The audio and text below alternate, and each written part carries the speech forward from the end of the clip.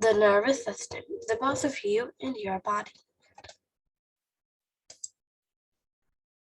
So when we want to introduce the nervous system, we should include the point that the nervous system is said to be the boss of our body. The nervous system is a sort of network of organs and nerves that send signals throughout the body. And our nervous system controls everything we do, such as heart rate, breathing, and even imagining. Our nervous system is one of the most significant body systems. It plays various roles which are extremely vital in the functioning of our body. It is in fact said to be the most important system. Our nervous system has such significance that without these, other body systems cannot function, such as the respiratory or circulatory system. So here is a diagram of nervous system where we can see there's two types of nervous system, the peripheral and the central. There are major parts of the nervous system, including the nerves, spinal cord, brain, etc. So there are a few differences between the two types of nervous system that we are introduced to, CNS and PNS. So the central nervous system communicates with internal organs and glands and consists of the brain and the spinal cord, whereas the peripheral nervous system is mainly consists of nerves and is a vast network of spinal and cranial nerves, which link to the brain and to the spinal cord. It mainly communicates with sensory organs and voluntary muscles or skeletal muscles. The peripheral nervous system is like a bridge which connects the body with the central nervous system. It consists of about 43 pairs of nerves, from which 12 is originated in the brain, known as the cranial nerve, and the other 31 is originated in the spinal cord, and thus is called the spinal nerves. So now we will be learning about the major part of the nervous system, which is the brain.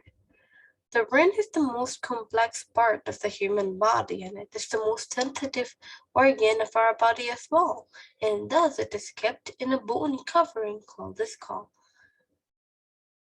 It is also said to be the boss of our body because it controls all our functions, actions, etc.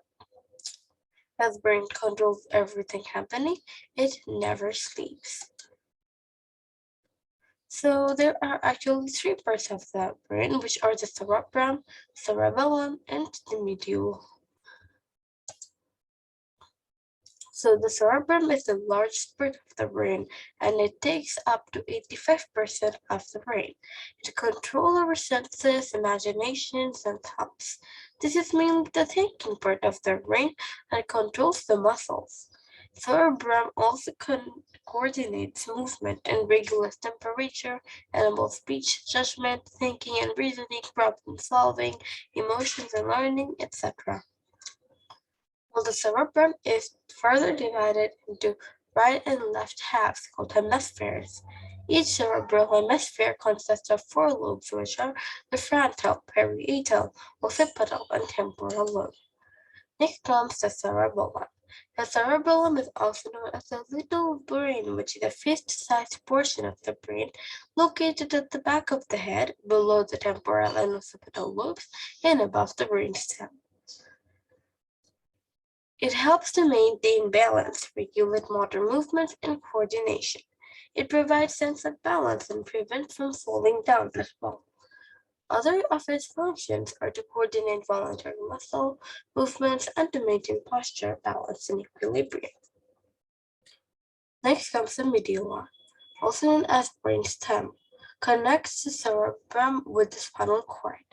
The brainstem includes the midbrain, the pons, and the medulla oblongata.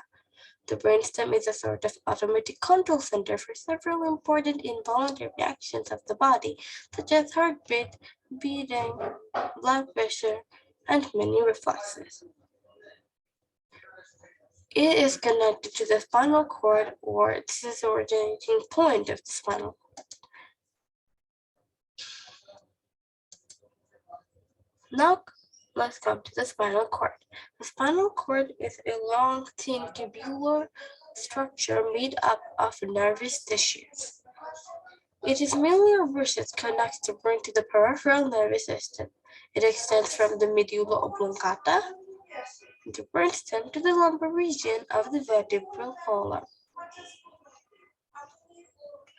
The spinal cord carries signals back and forth from the brain and the peripheral nervous system. Many nerves also send electrical signals to and from the brain and the spinal cord. Now let's be introduced with nerves, which are also one of the most vital points in the nervous system. So nerves are made out of nerve cells or neurons. These are the basic units of the nervous system. The nerves transmit electrical signals to the brain. There are some common parts of the nerve, which are the cell body, soma, nucleus, common cell components, including mitochondria, Golgi apparatus, endoplasmic reticulum, cytoplasm, etc. There are also dendrite and dendritic branches, axon, axon helix, axon terminal, myelin see-through, node of Ranvier, one cell, nerve endings, etc. So there are various types of nerves, including sensory nerves, which receive information from the parts of our body or senses. These signals are transmitted to the brain through these nerves. Then comes the motor nerves, the nerves which carry messages or instructions from the brain to the body. Efferent neurons are also called sensory neurons. It is greatly connected to the sensory neurons as it helps the brain to receive signal and process the information. And finally, the efferent nerves.